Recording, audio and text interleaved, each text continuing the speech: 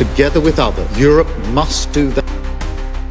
যখন মধ্যপ্রাচ্যের আকাশে উত্তেজনার মেঘ ঘনিয়ে আসছে, তখন শান্তির বার্তা নিয়ে এগিয়ে এলেন যুক্তরাজ্যের প্রধানমন্ত্রী কিয়ার স্টারমার। অস্ত্রের আওয়াজ নয়, তিনি চাইছেন আলোচনার টেবিলেই মিলুক সমাধান।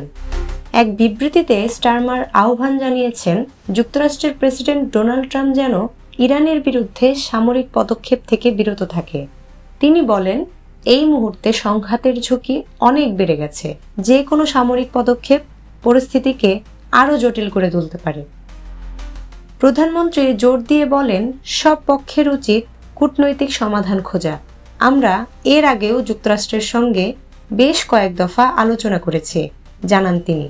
তার মতে এই আলোচনার পথেই রয়েছে সমস্যার বাস্তব সমাধান।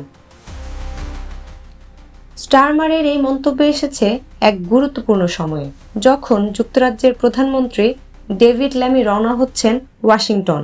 তার সফরের মূল লক্ষ্য মধ্যপ্রাচ্যের উত্তপ্ত পরিস্থিতি ঠান্ডা করা। যুদ্ধ নয়, শান্তির পথেই যদি সামনে এগোনো যায়। স্টারমার সেই আশার আলোয় দেখাচ্ছেন, এক অনিশ্চিত সময়ের প্রান্তে দাঁড়িয়ে।